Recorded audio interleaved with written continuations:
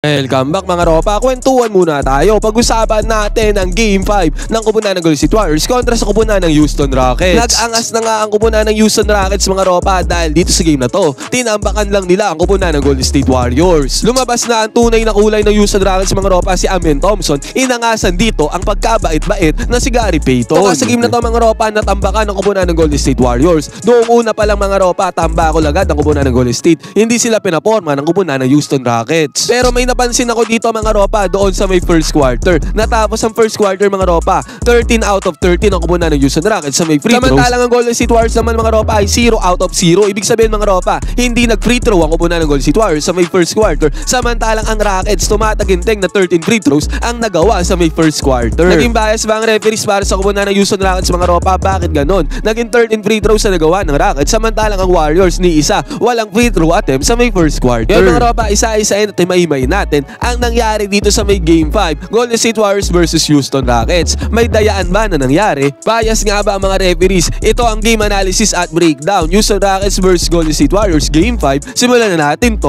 Okay, game. Ngayon mga ropa, dito muna tayo magsimula sa may first quarter. Ang Golden State Warriors ang una nakakuha ng puntos dito kay Draymond Green. Basket is good. At actually mga ropa, sa possession na to ng Houston Rockets, nakakuha pa ng good defense dito ang Warriors. Yun nga mga ropa, hindi naman ay convert ni Buddy Hield ang fast break points. At si Jalen Green mga ropa, nakauna dito sa Houston Rockets. Sa laksak niya dito sa may right side baseline, basket is good yan para kay Jalen Green mga ropa. At may kasama pa yan foul. Yan ang first free throw attempt ng Houston Rockets dito sa may first quarter mga ropa. Galing yan kay Jalen Green. Samantala naman mga ropa, ang Warriors si Brandon Bojemski. Nakapukol siya ng 3-pointer dito. Malayong 3-pointer yan mga ropa. At sa kabilang banda mga ropa, si Alperen Sengun. Binakbak dito ang depensa ni Draymond Green. Nakapag-convert si Alperen Sengun dyan ng 2 points. At si Draymond Green naman mga ropa, bumawi sa may top of the key 3-pointer. Pumasok yan para kay Draymond Green. Kaya nangyari dito mga ropa, naunang lumamang dito ang kupunan ng Golden State Warriors. 8-5 ang score. Heto na mga ropa, dito na pumasok yung ginawa ng kupunan ng Houston Rockets. Dillon Brooks mga ropa, may hawak ng bola dito sa may left side baseline. Binabantayan siya dito ni Stephen Curry. Nag-rotate dyan sa depensa si Jimmy Butler mga ropa. At sa pagkakataon na yan, na-foul dyan si Dillon Brooks. Nagtaka dyan si Jimmy Butler mga ropa kung bakit may foul. Pero still mga ropa, shooting foul para kay Dillon Brooks. Free throws naman na ni-convert dyan ni Dillon Brooks mga ropa. Pareho pumasok yon. Sinabi ko nga sa inyo mga ropa,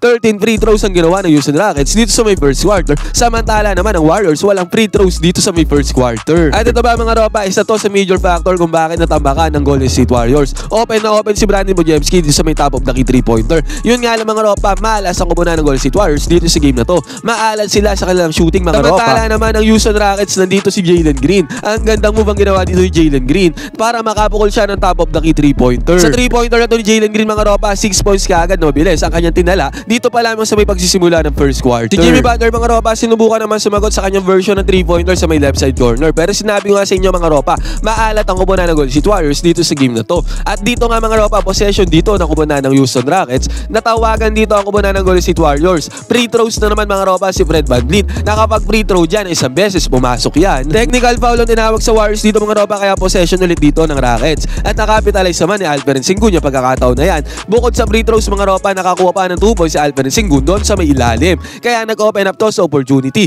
13-8 ang score mga ropa, lamang na dyan ng Houston Rockets. At ito ulit mga ropa, si Brandon Bojemski sumubok naman ang mid-range jumper niya. Yun nga lang mga ropa, sinabi ko nga sa inyo, maalat talaga ang Warriors sa kanilang shooting. Actually mga ropa, dito sa may first quarter, tumataginteng na 9 out of 22 ang kupunan ng Golden State Warriors sa may field. Samantalang ang Rockets naman ay 11 out of 17. Efficient ang Rockets dito sa may first quarter mga ropa. Eto mga ropa, dito sa possession ng Warriors na to, pumukol si Stephen Curry ng 3-pointer. Dalawang defenders dyan ang sumalubong kay Stephen Curry. Pumito naman ang referees dyan mga ropa, pero ang sinabi ng referees dyan, hindi daw shooting foul kay Stephen Curry. Kita natin dito mga ropa, nagtataka si Stephen Curry dahil shooting foul nga nangyari dyan mga ropa at sa may 3-pointer. Pero ang tinawag dyan ng referee mga ropa, regular foul. Kaya nangyari dito mga ropa, hindi nakapag free throws dyan ng 3 si Stephen Curry. Kahit nakitang-kita naman natin dito, shooting foul lang nangyari dyan. Naging team foul lang yun mga ropa. Ngayon bola ulit ang kupunan ng Golden State Warriors. Nag-turnover naman dyan ang kupunan ng Warriors mga ropa. At sa fast break mga ropa, si Dillon Brooks ang nanguna. Pag-atake niya sa fast break mga ropa, pinituhan agad ng referees dyan si Dillon Brooks. Ngayon mga ropa, shooting foul lang nangyari dyan. Dalawang free throws ulit para kay Dillon Brooks at sa kupunan ng Houston Rockets. Kabaganto-ganto mga ropa, unti-unting nakalayo sa puntos dyan ang kupunan ng Houston Rockets. At eto, nag-turnover dito si Brandon Bojemski. Agawan ng bola mga ropa, at sa agawan ng bola na yan, na-foul dyan si Amen Thompson. At sa foul na yan mga ropa, naubos ka agad ang foul sugim ng kupunan ng Golden State Warriors. Kaya free throws agad dyan si Amen Thompson. Sinabi ko nga sa inyo mga ropa, 13 out of 13 ang kupunan ng Houston Rockets since sa may first quarter. Sa kanilang free throws, ang dami nun, 13 points ang na-convert ng kupunan ng Houston Rockets Warriors dito lamang sa may free throws alone sa may first quarter. Kami na nga free throws ang kumunan ng Houston Rockets mga ropa, sinamahan pa to ng kamalasan ng Golden State Warriors sa kanilang shooting. Mintes na naman ang tirada dito mga ropa at after nito, kung anong malas ang kumunan ng Golden State Warriors mga ropa, yun namang buenas ang kumunan ng Houston Rockets. Kahit anong iba to ng kumunan ng Houston Rockets, kahit sa may 3-pointer man yan mga ropa, ay pumapasok talaga para sa kanila. Dahil mga ropa, ang score dito tumatagindeng na 20-8. Simula pa lang ang first quarter mga ropa, take note, pero lamang agad ng 12 points yan ang kumunan ng Houston Rockets. Sa pagkakataon naman na to mga ropa, pinasok na ni Coach Steve Kerr dito si Quentin Post. At agara naman nakapagbundar ng 3-pointer dito si Quentin Post. Basket is good yan. Yun nga lang mga ropa ang Rockets. Sa bawat tirada ng kumunan ng Golden State Warriors ay lagi na silang may sagot sa opensa. Nakapagbundar naman ulit ng 2 points niya si Quentin Post mga ropa. Yun nga lang sa possession ulit na to ng kumunan ng Golden State Warriors. Nakakuha na steal si Amen Thompson against kay Stephen Curry na nag-open up sa opportunity para mag-pass break ang kumunan ng Houston Rockets. Nakapag-convert naman sila ng 2 points yan mga ropa. Yun nga lang, may kasama pa tong foul kay Gary Payton. Eto na nga sa pagkakataon na to mga ropa, inangasan ni Amen Thompson si Gary Payton. At dahil nga may foul ulit mga ropa, nakapag-free throws na naman dyan ang kumunan ng Houston Rockets. Naipasok naman ni Amen Thompson ang free throws dyan. At after pa nito mga ropa, si Dillon Brooks ay nakapukol pa ng left side corner 3-pointer. Pumasok yan para kay Dillon Brooks mga ropa, basket is good. Kaya at sa pagkakataon na to mga ropa, ang score tumataginting na 31-13. Lamang agad ng 18 points dyan ang kumunan ng Houston Rockets dito pa lamang sa may opening frame. At lahat ng yun mga ropa, dahil sa mainit na shooting ng Rockets, maalat ang kumunan ng Golden State Warriors. At take note mga ropa, dahil sa free throws na ginagawa ng kumunan ng Houston Rockets, nakakakuha sila ng mga tawag mga ropa ng mga fouls. Kaya ilang free throws kagad, 13 free throws kagad ang nagawa nila dito sa may first quarter. Mga uling minuto naman ng first quarter mga ropa, heto pinasok dito si Guy Santos. At agara naman siya nakapukol ng 3-pointer mga ropa, pumasok yan, basket is good. Yun nga lang mga ropa, sinabi ko sa inyo, sa bawat tirada ng kumunan ng Golden State Warriors ay lagi may sagot ang kumunan ng Houston Rockets. Kick out ng bola ni Dillon Brooks, papunta naman kay Fred VanVleet. Ang layo 3-pointer niyan mga ropa, pero still pumasok pa rin yan para kay Fred VanVleet, basket is good. Na nga lang mga ropa, kahit pa paano ay sumagot ulit dito si Gary Payton Jr. ng kanyang 3-pointer. Dalawang magkasunod 3-pointers yan para sa kumunan ng Golden State Warriors. Yun nga lang mga ropa, sa possession na to ng kumunan ng Houston Rockets. Heto na naman mga ropa, na-foul na naman dito ang kumunan ng Houston Rockets. Na-foul ni Guy Santos dito si Fred VanVleet. Shooting foul yan mga ropa, kaya dalawang free throws na naman para sa kumunan ng Houston Rockets. Parehas naman ay pasok ni Fred VanVleet ang dalawang free throws dyan mga ropa. At after man ito, si Guy Santos another 3-pointer na naman ang pinakawalan dito sa may right side wing 3-pointer. Pumasok ulit yan para kay Guy Santos at si Gary Payton Jr. mga ropa. Dalawa sila ni Guy Santos ang parehong umiscore bago matapos ng first quarter. Kaya nagkaroon ng 5-point swing dito ang kumunan ng Golden State Warriors at eventually ang score naging 36-24. Lamang dyan ng 12 points ang kumunan ng Houston Rockets. Pero another one mga ropa, si Alperen Sengun nag-free throws na naman dito para sa kumunan ng Houston Rockets. At eventually mga ropa, lumobo ang kalamangan ng Houston Rockets sa may first quarter, 40-24 ang score. Natapos ang first quarter. At pagbubukas naman ng second quarter mga ropa, habang uminit dito ang kumunan ng Houston Rockets mga ropa, nakapukol sila ng left side court 3-pointer courtesy of Jabari Smith. At ito mga ropa, sa may fast break, nagmintes ang kumunan ng Houston Rockets dito. Opportunity sana to para sa kumunan ng Golden State Warriors para umiscore. Yun nga lang mga ropa, turnover ang ginawa nila dito sa may fast break. At ito mga ropa, another one, nag-turnover din ang kumunan ng Houston Rockets sa pagkakataon na to. Pero agad mga ropa, sa possession ng Golden State Warriors, another turnover din ang kanilang kinumit. Dalawang magkasunod turnovers nga to mga ropa na possible sana na makapag-create sila ng puntos. At bukod pa nga dyan mga ropa, sinabi ko nga sobrang alat ng kumunan ng Golden State Warriors dito sa may unang quarters ng laro. Another mintes na naman to mga ropa at heto. Mirada din si Kevon Looney dito mga ropa, pero mintes din yan para kay Kevon Looney. At yung mga mintes sa tira na yan ng kumunan ng Golden State Warriors ay kinakapitalize yan ng kumunan ng Houston Rockets.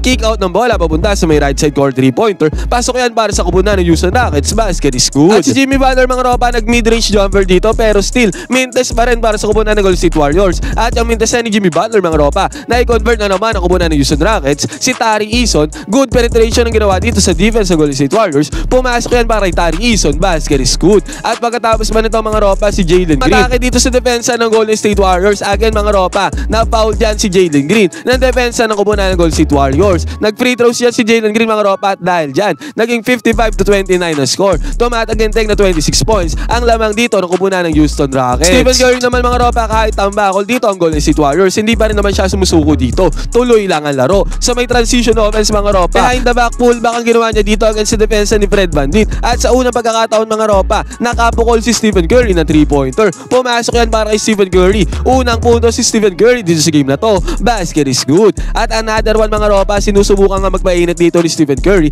Hand off ng bola ni Guy Santos papunta kay Stephen Curry dito sa may left wing. Pero hindi naman nagawa ni Stephen Curry na mag back-to-back 3-pointers dito dahil mintes ang kanyang tira dito sa may left wing 3-pointer. At ito mga ropa, may papakita ko sa inyong possession dito ng Warriors. Ang daming opportunities ang Warriors dito sa possession na to. Pero ni sa mga ropa, wala silang naipasok sa mga tirada nila sa possession na to. Before where he knocked down the nice little 15-footer. Moody, corner three, no good. Offensive rebound, Looney, back to Moody. Two steps at it, Curry mixing it up. Santos is gonna pull. And the officials... Ngayon mga ropa, ng possession ng kubunan ng Houston Rockets dito, ang bilis lang nila nakapuntos. Si Tari Eason mga ropa, sumalaksak galing dun sa may right side baseline. Pasok yan para kay Tari Eason. Sa magkakataon naman na to mga ropa, si Stephen Curry nagmando dito sa may ibabaw. Ginalawan niya dito ang depensa ni Tari Eason mga ropa. At nakakuha ng foul dyan si Stephen Curry sa wakas. Shooting foul para kay Stephen Curry mga ropa. Tatlong free throws ang ginawa dito ni Stephen Curry. Dalawa pumasok dito sa free throws si Stephen Curry. Pero still mga ropa, ang score dito tumataginding pa rin na 57-35. Lamang pa rin ng 22 points dito ang kupunan ng Houston Rockets. At after pa nito mga ropa, si Alperen Sengun ay nakakuha pa ng floater dito sa may gitna. Pasok yan para kay Alperen Sengun. Si Stephen Curry naman mga ropa, kahit papano nakakapagpainit dito sa quarter na to. Again mga ropa, niluto na naman yan depensa dito ni Tari Eason sa may 3-point area. Pasok ang 3-pointer dito ni Stephen Curry mga ropa, basket is good. Pero dahil pinanis si Stephen Curry dyan ang depensa ni Tari Eason, doon naman sa kabilang banda pinanis naman ni Tari Eason ang depensa ni Stephen Curry doon sa may ilalim. Agara nakabawi dyan si Tari Eason sa may ilalim mga ropa, isi 2 points para kay Tari Eason. At sa pagkakataon na to mga ropa, again sinubukan na naman ni Stephen Curry na mag back-to-back 3-pointers dito. Ang bumabantay naman sa kanya dyan mga ropa ay si Fred VanVleet. Pero hindi ulit nagawa ni Stephen Curry ang back-to-back 3-pointers sana mintas ang tirada ni Stephen Curry. At sa wakas mga ropa, si Jimmy Butler sa pagkakataon na to nakuha na ang kanyang kauna-unahang puntos dito sa game na to. Good penetration ang ginawa dito ni Jimmy Butler, dire-diretso siya papunta doon sa may ring. Layup ang ginawa dito mga ropa, basket is good. Ito mga ropa, tingnan natin to, sobrang hirap na to na 3-pointer ni Dillon Brooks. Pero itong 3-pointer na to mga ropa, still pumasok para sa kanya. Talagang maganda ang shooting ng kupunan ng Houston Rockets dito sa game na to mga ropa, pumapabor talaga sa kanila ang shooting. Si Gary Payton naman mga ropa, bumawi dyan sa 3-pointer na yan, Dillon Brooks. Pero itong 3-pointer na to ni Gary Payton mga ropa, hindi na yan enough para mahabol ang kupunan ng Golden State Warriors ang kalamangan ng kupunan ng Houston Rockets. At eventually mga ropa, natapos ang second quarter, 76-49 na score. Tumataginteng na 27 points ang naging kalamangan dyan ng kupunan ng Houston Rockets. Natapos ang game sa score na 131-116. Lamang ng 15 points sa kupunan ng Houston Rockets. Nakuha nila ang game 5 kontra sa kupunan ng Golden State Warriors mga ropa. 3-2 na ang serye. Ngayon mga ropa, kayo ang tatanungin ko, ano masasabi nyo dito sa game 5 ng kupunan ng Golden State Warriors kontra sa kupunan ng Houston Rockets? Patas ba naging tawagan dito mga ropa? Pwede kayo mag-comment dyan sa baba ng inyong opinion. Magkwentuhan tayo.